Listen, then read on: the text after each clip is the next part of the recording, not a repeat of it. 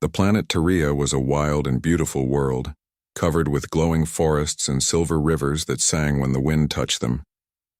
The sky was always painted in shades of violet, and the twin suns made the air shimmer like liquid gold. The people of this world, the Treon, were proud and fierce, tall, fur-covered, cat-like warriors who believed they were the strongest race in their galaxy.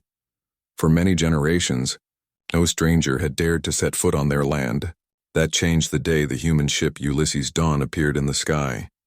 The Tereon tribe gathered in silence as the metal creature descended, its engines roaring like thunder. From its belly stepped out a group of humans in white suits. They looked small, fragile, almost soft. The warriors of Terea laughed quietly among themselves. These pink, hairless beings couldn't possibly be dangerous. Among the humans was Elias Carter, an engineer with gentle brown eyes and a curious smile. He wasn't a soldier or a leader, just a man who fixed things.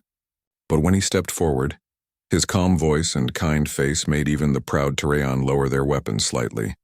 At the front of the tribe stood Sarai, a warrior captain known for her silver fur and golden eyes that burned like the sun.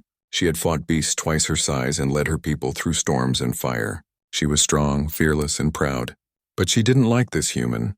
She didn't like how he looked at everything with wonder, how he smiled even when surrounded by warriors. She hissed softly as he approached their broken water system, which had been useless for weeks. The humans had offered help. The elders agreed only to watch. Sarai didn't trust them. Stay back, she warned. Her tail flicked with irritation. Elias only smiled. Just want to look. I promise no harm. He knelt beside the old pipes, opened his small toolbox, and began to work. His hands moved quickly, his brow creased in focus. Sarai watched him closely, ready to strike if he made a wrong move. But what she saw instead was care. He didn't rush. He didn't act proud. He hummed quietly to himself as he cleaned, fixed, and adjusted every part. Within an hour, the system hissed back to life. Cool, clean water flowed again for the first time in months. The tribe gasped. Children ran forward to touch it. Elders murmured blessings. Even Sarai couldn't hide her surprise. Elias wiped sweat from his forehead and smiled at her. There, you won't go thirsty now. Sarai blinked, confused. You did this for us? He shrugged. You needed help. I could help. That's enough reason. She tilted her head. But why would a human care for strangers? He looked up at the twin suns. Because no one deserves to suffer when help is possible. Something in those words made her chest feel strange. It wasn't weakness, it was warmth. She didn't understand it, and that made her angry. She turned away quickly, pretending not to care. But as she walked back to her tent, her heart beat faster than it should have. That night, Sarai couldn't sleep. She sat outside her tent, staring at the stars. The humans were strange. They were weak, soft, and yet their hearts seemed stronger than steel. Elias especially. His laughter lingered in her mind. She could still hear his voice saying, "No one deserves to suffer." For the first time in years, the warrior felt something unfamiliar, curiosity. The next morning, she found herself walking toward the human camp again, pretending she had official business. Elias was already awake, repairing another machine. He looked up and smiled brightly. "Morning, Captain," he said cheerfully. She frowned. "How do you know my rank?" He grinned. "You walk like someone who commands storms." Her ears twitched. "You are strange, human." "Thank you," he said, smiling again. And for the first time, Sarai's lips curved, not a full smile, but close. Something had changed between them, something neither could name yet. The warrior of Terea and the human engineer didn't know it then. But that simple act of kindness had already written the first line of a story that would shake two worlds. A story of courage, love, and the strangest miracle of all. The days on Terea grew softer after the humans arrived. The tension between the two species slowly melted like morning frost. The humans learned the rhythm of the forest, and the Terean learned that not all humans were weak or selfish. Among everyone, it was Elias and Sarai who seemed to be seen together the most. At first, Sarai told herself it was duty. She needed to make sure the human didn't break anything important, but deep down she knew that wasn't true. Every morning when she saw him with that bright, open smile, something strange stirred in her chest. Something she didn't want to admit. Elias was different from anyone she had ever met. He was gentle but brave, soft-spoken but strong inside. He didn't brag about power or rank.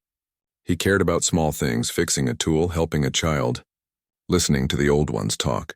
Sarai had seen warriors fight for glory, but never a man fight for kindness.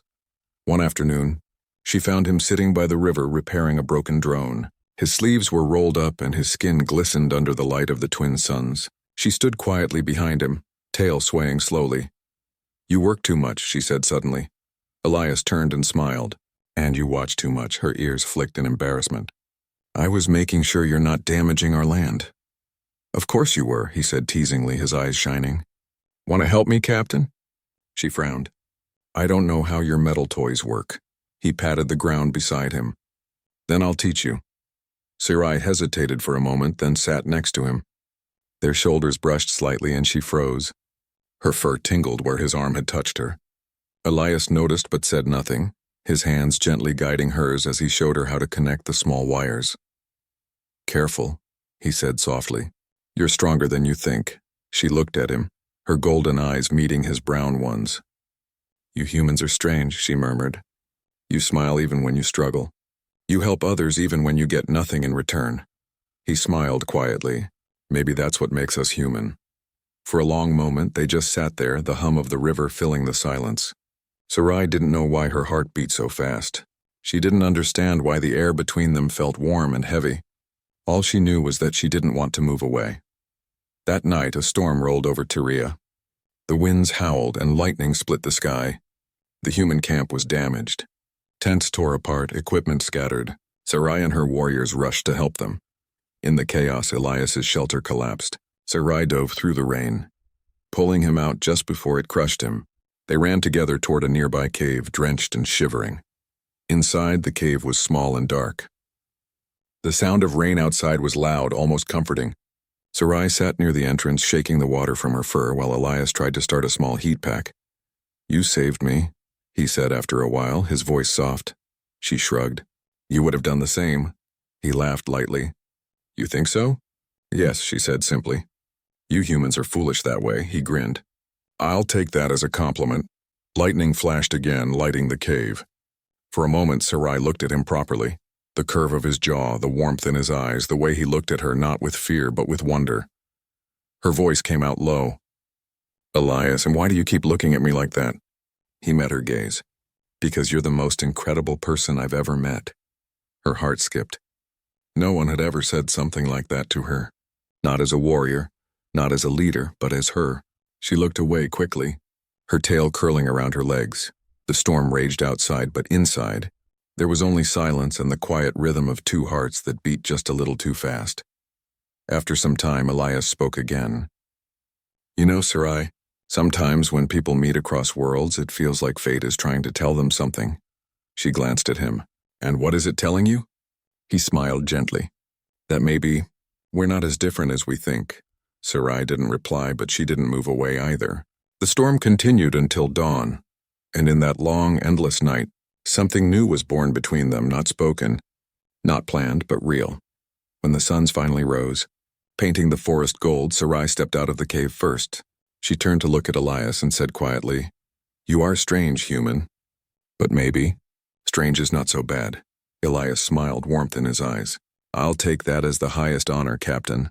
And as the morning light touched them both, neither of them realized that their story, their impossible, beautiful story, had just begun. The storm had passed, but something had changed between them. When Sarai and Elias returned to the camp, the air felt different. Not because of the weather, but because of the quiet looks they now shared. The other warriors noticed it too. When Elias walked by, Sarai's tail would twitch slightly, and when Sarai gave orders, Elias listened more carefully than before. They didn't talk about that night in the cave, but the memory of warmth, laughter, and the closeness of their hands lingered in their hearts. For days, life returned to normal. Elias worked with the engineers, fixing communication towers and restoring power. Sarai trained her warriors, leading them through the forests like a shadow. Yet at night, both found themselves looking up at the stars, thinking of each other. One evening, Elias was working alone near the forest edge, repairing a broken scanner. The air was cool, filled with the soft glow of fireflies. He didn't hear her approach until her shadow fell over him. "You're working again?" she asked, her voice calm but teasing. He looked up and smiled. Someone has to keep your planet running. Her ears twitched in amusement. Our planet was fine before humans came. Maybe, he said, but now it has better lighting. Sarai chuckled softly, sitting beside him. You and your little machines. You treat them like pets, Elias grinned. Maybe I just see the beauty in things people ignore. His words were simple, but the way he said them made her heart skip. She turned her face away so he wouldn't see the warmth in her eyes. They talked for hours about small things, the stars, the forest, the strange songs of Terea's nightbirds. When Elias spoke of Earth, his voice softened with homesickness. He told her about rain that smelled like soil, and oceans that never ended. Your world sounds beautiful, Sarai said quietly. He smiled faintly. It was, but I think I've found something just as beautiful here. Sarai looked at him, her golden eyes shining in the dim light. You talk too much, human. Maybe, he said softly, but only when I'm around someone worth talking to. The silence that followed was warm, not awkward. Then without thinking, Sarai leaned closer. Elias didn't move away. Their hands brushed, and in that small touch something deeper bloomed. Neither spoke after that. The stars above seemed to hold their breath. Weeks passed. The humans finished most of their work and prepared for departure. The tribe threw a farewell gathering, a rare moment of peace between two species. Sarai stood apart from the crowd, her heart heavy. Elias was leaving. She didn't know why it hurt so much. She had survived wars, wounds, and loss, but this simple goodbye felt harder than any battle. When Elias approached her, his usual smile was there, but his eyes were sad. I guess this is it, he said softly. She nodded. Yes, you will return to your world. He hesitated. You could come with me, at least to see it. To see Earth. Sarai looked at him in surprise. Leave Terea? My tribe, my home? He sighed. Yeah, it was a foolish thought. No, she said quietly. Not foolish, just impossible. They stood there for a long moment. Then Elias reached into his pocket and handed her a small metallic charm, a piece of his ship's emblem. So you don't forget me, he said. Her claws brushed his fingers as she took it. You think I could forget a human who broke our machines, fixed our water, and annoyed me every day? He laughed softly. Then I did my job well. She smiled, though her eyes glistened. Farewell, Elias Carter. He bowed slightly. Goodbye, Captain Sarai. The next morning, the Ulysses dawn lifted into the violet sky, leaving trails of silver smoke behind. Sarai watched until it vanished among the clouds. Days turned into weeks again. The tribe returned to their usual life, but Sarai felt different. Her body was changing. Her senses were sharper, her energy unsteady. She often woke in the middle of the night, her heart racing, a strange warmth in her chest. At first, she thought it was stress or sickness. But when she went to the village healer, the old woman looked at her with wide eyes. Sarai, the healer whispered. There is life inside you, Sarai froze. Life, you mean? The healer nodded slowly. You are with child, Sarai's tail went still. Her golden eyes widened in disbelief. That's impossible. There was only one human. And her voice broke. She remembered the warmth of that stormy night, the closeness, the heartbeat beside hers. No, she whispered. It cannot be. But deep inside her she felt it, the steady, strong pulse of a life that was both hers and not hers. Her heart trembled as she whispered to the empty night. Elias. What have we done? For days Sarai could not sleep. The healer's words echoed in her mind again and again. You are with child. Those 4 words felt heavier than any weapon she had ever carried.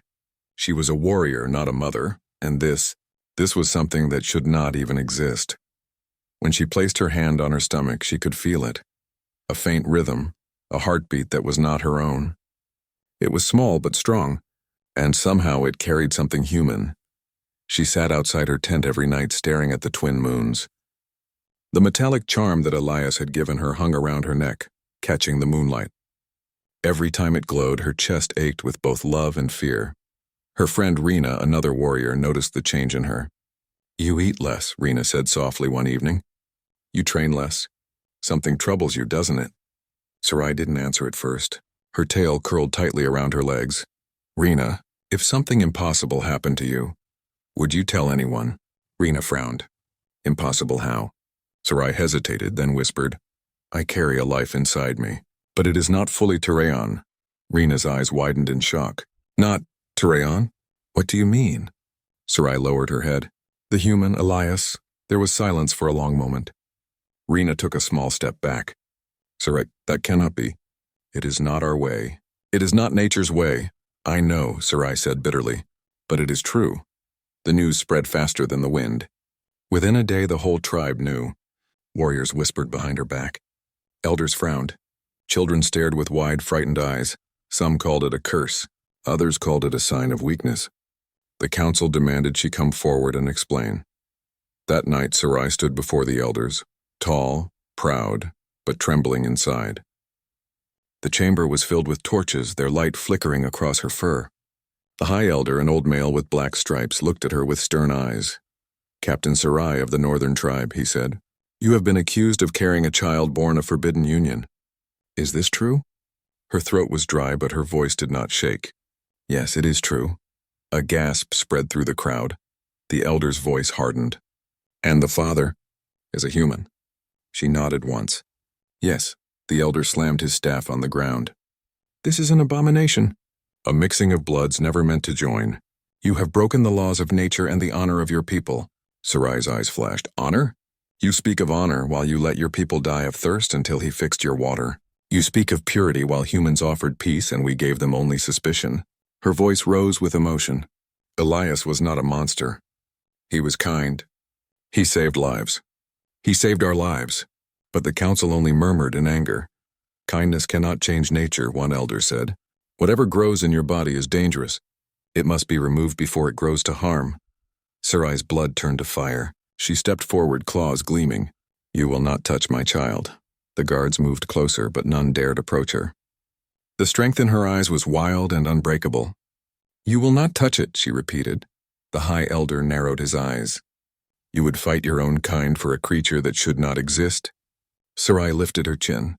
Yes, because it is mine. The chamber fell silent. Finally, the elder turned away. Then you are no longer a captain of this tribe. You are banished until the day the creature is born. If it survives, we shall see what it is. The words hit her like a blade, but she did not bow.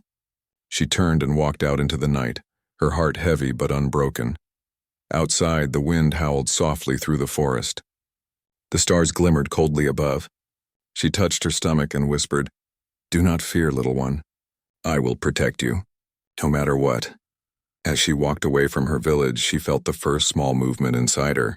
It was gentle, almost like a tiny kick, and for the first time since the fear began, she smiled. It wasn't a curse. It was life. It was hope. Somewhere among the stars, a human had given her something no one else ever had, a reason to believe in tomorrow. And as she disappeared into the forest, the twin moons of Terea shone above her, like two silent guardians watching a mother and the miracle she carried. Months had passed since the humans left Terea. The forest had grown quieter, but for Sarai, silence was not peace, it was loneliness. She lived away from the tribe now, deep in the glowing woods where no one came. Her days were spent gathering food, keeping her small fire alive and feeling the life growing inside her. Sometimes when the wind was gentle, she swore she could hear Elias's voice calling her name. Her body had changed. The once tall, proud warrior now carried new weight, her steps slower, her heart softer, but her eyes still burned with strength. She had no regrets, only questions. Why human? She often whispered into the night. Did you come into my life only to vanish? She didn't know that far across the stars, on a ship bound for a new world, Elias Carter couldn't stop thinking about her either. He had tried to move on, tried to forget the silver-furred warrior with golden eyes who haunted his dreams. But every time he closed his eyes, he saw her smile, her courage, her fire. He couldn't explain it, but something inside him told him she needed him. When communication silence from Terea lasted for months, Elias made a decision that shocked his commanders. He requested a shuttle and returned to the planet alone. Against orders, against logic, against everything. But love never cared about logic. When his shuttle entered Terea's atmosphere, the skies burned orange. He landed near the old camp, his heart pounding with a mix of hope and fear. The area was quiet now, abandoned. He looked around and whispered, Sarai, please be here. He wandered through the forest, following the familiar paths they had once walked together. Hours passed until finally he saw it, a faint trail of footprints, large feline ones. He followed them through the glowing vines until he reached a small clearing. There, under a shelter made of branches and leaves, sat Sarai. She looked up slowly, her golden eyes widening in shock. "Elias," she whispered, her voice trembling. For a moment, neither of them moved. Then he took a slow step forward, rain dripping from his jacket. You're real," he said softly. "I wasn't sure if I'd ever see you again." Her eyes softened, but her voice carried both anger and pain. "Why did you return, human? You were safe in your world. Why come back to mine?" He smiled faintly. "Because something told me I left part of my heart here." Sarai's breath caught in her throat. She looked away quickly, but he saw the tears shining in her eyes. He stepped closer and then froze. For the first time, he noticed the curve of her belly. His eyes widened. "Sarai, you're..." She stood up sharply, her tail lashing. "Don't you dare say it." He blinked, confused. "Say what?" She glared at him, her voice rising. "You made me pregnant, human." "With warrior kittens." Elias stared, stunned into silence. His mouth opened, then closed again. What?" Her ears flattened in frustration. "Do not act surprised. The healers said the life inside me is strong, too strong. They said it has your blood mixed with mine." For a long moment he couldn't speak. Then slowly he stepped forward, his voice soft and full of wonder. "Sarai, that's..." "Impossible. It was impossible," she said bitterly, "until you came." He didn't know whether to laugh or cry. He placed his hand gently on her shoulder. "Sarai, She flinched but didn't pull away. Her golden eyes softened, full of conflict. "I was cast out because of this," she whispered. "They said my child is a curse, that I am cursed for loving you." Elias's throat tightened. He knelt before her, his hand trembling as he reached for hers. "Then they're wrong. You're not cursed. You're the bravest person I've ever known." She looked down at him, her lips quivering. "You still call me brave? Even now?" He smiled through the tears in his eyes. "Especially now." The silence that followed was heavy and beautiful. The sound of the forest surrounded them. Soft rain, distant thunder, the whisper of leaves. Sarai's anger melted slowly, replaced by the warmth she had tried to forget. She looked at him again. "So what will you do now, human? Run away again?" He shook his head. "Not this time. I came back for you, and for them." Her heart pounded as she realized what he meant. "You would stay, if you'll let me." For the first time in many moons, Sarai smiled, a real, bright, trembling smile. "You truly are a strange creature, Elias Carter." He grinned, his eyes wet. "You said that the first day we met." She stepped closer, and this time, when her hand touched his cheek, she didn't pull away. "And I was right," she said softly. "But maybe." "I like strange." Elias laughed quietly, resting his forehead against hers. "Then strange it is." And as the rain fell softly around them, a human and a warrior stood together, two worlds bound by something stronger than fear, stronger than law, stronger than reason, something called love. For a few days, peace returned to Sarai's heart. Elias stayed by her side, repairing her shelter, cooking food and helping her walk when her legs felt weak. He learned to listen to the rhythm of her breathing, to understand when she was calm and when the hidden pain returned. At night, when the glowing plants shimmered softly around them, they would talk about everything: the stars, earth, the Terea forests, and the little lives growing inside her. Sometimes, Sarai would place his hand on her stomach and whisper, "They move when you are near. Maybe they already know their father." Each time, Elias's heart would melt a little more. He had never imagined being part of something so strange and so beautiful. But peace never lasts long on Terea. One morning, the sound of drums echoed through the forest. It was deep and sharp, a warrior's call. Sarai froze, her ears twitching. "They are coming," she whispered. Elias stood, grabbing his jacket. "Who?" "My tribe," she said softly. "They must have found my scent. They come to take me back or to end what they think is shame." Fear stabbed through Elias's chest. "Then we'll run," but Sarai shook her head. "No, if I run again, they will never stop." "I must face them." By midday, the warriors appeared, tall figures with spears of glowing stone and armor made of bone and metal. At their head stood General Care, the one who had once fought beside Sarai. When his eyes found her, his expression darkened. "Sarai of the Silver Claw," he said coldly. "You have broken sacred law. You carry abomination." Sarai stepped forward, her hand over her stomach. "I carry life care, not abomination. Life that chose to exist." His gaze shifted to Elias, who stood beside her, defiant. "And you, human. You should have left this world." Elias took a deep breath. "I came back for her, for them. I won't let you hurt her." Laughter rippled through the warriors, harsh and cruel. "You, a soft-fleshed creature from the stars? You think you can protect her from us?" But Sarai's voice rose above the mocking tone, filled with fire. "He already did once, when none of you dared to stand against the darkness beyond the sky. He fought beside me. He bled beside me. Do you not remember who saved your world?" The laughter faded. Some of the warriors looked uneasy, but Kair's anger only grew. "We will not let your shame spread through our bloodlines," he hissed. "That thing inside you must not be born." At those words, Elias stepped forward, his fists clenched. "They are not things. They are your future." Kair's eyes narrowed. "Then you will die for that future." He raised his weapon. Lightning crackled along the blade. Sarai moved faster than anyone expected, stepping in front of Elias with a growl that shook the trees. "Enough!" she roared, her tail lashing, her golden eyes glowing with fury. "If you want to harm them, you go through me." The forest went silent. Even Kair hesitated. "You would fight your own kin for this human?" he asked. Sarai's voice was low but steady. "Not for him alone. For what we are together." Then, like thunder breaking the sky, the battle began. Kair lunged forward, his weapon slicing through the air. Sarai met him halfway, claws flashing. The impact sent sparks flying, echoing through the trees. Elias ducked, grabbing a fallen spear, his body trembling but ready. He had fought alien beasts in storms before, but this was different. He was fighting for his family now. "Sarai," he shouted, blocking an attack from another warrior. "I am fine," she yelled back, though her breath was heavy. "Just stay behind me!" But he didn't.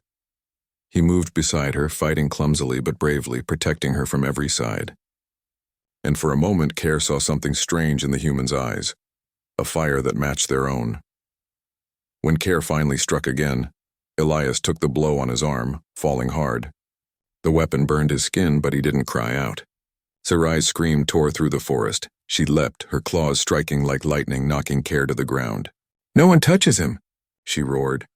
Her strength, fueled by rage and love, was unstoppable. The warriors hesitated, fear flickering in their eyes. They had never seen Sarai fight like this, not even during the Great War. Kair lay on the ground, defeated, his weapon shattered. Sarai stood over him, breathing hard, her fur streaked with blood and rain. "Go," she commanded. "Tell the others this child, this love, will live, whether you accept it or not." The warriors slowly backed away, dragging Kair with them. One by one, they vanished into the shadows of the forest. As silence returned, Sarai fell to her knees beside Elias. He was bleeding, but alive. She touched his cheek gently. "You fool," she whispered, tears falling. "Why did you protect me?" He smiled weakly. "Because that's what humans do. We protect the ones we love." She pressed her forehead to his, sobbing softly. "You are strange, Elias Carter. But I would not have you any other way."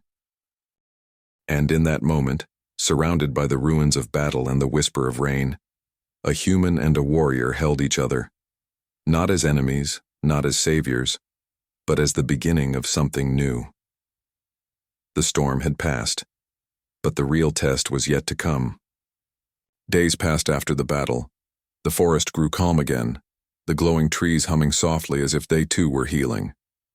Elias's wounds began to mend, though scars would remain, marks of love, courage, and the fight for something that never should have existed, yet somehow did. Sarai stayed by his side, caring for him. Her once fierce hands now moved gently, wrapping his bandages, brushing his hair away from his face as he rested.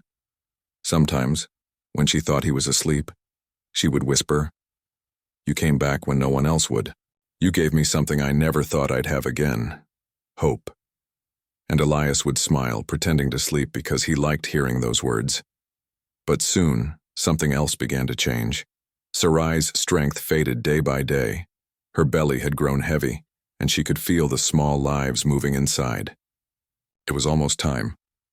One night, under the silver glow of the twin moons, Sarai woke to a deep pain that spread through her body. She gasped, clutching her stomach. Elias. He woke instantly, panic flashing across his face. Sarai, what's wrong? Her breath came fast. It's time, she whispered. They are coming. The storm outside roared as Elias helped her to lie down. He had no medical tools, no knowledge of alien births, only trembling hands and a heart filled with fear and love. She screamed once, her claws digging into the ground. He held her hand tightly. It's okay. You can do this. I'm here. Do not leave me, she gasped. Never, he said. Never again. Hours passed. The forest seemed to hold its breath. Lightning flashed through the trees, thunder rolled, and the cries of a warrior echoed into the storm. And then, silence. A soft sound broke it. A small, weak cry. Then another. Elias's eyes widened as he saw them. Tiny, silver-furred creatures with faint human faces and golden feline eyes blinked up at him. They were beautiful. Sarai lay back, exhausted, tears streaming down her cheeks. Are they alive? She whispered. Elias smiled through his tears.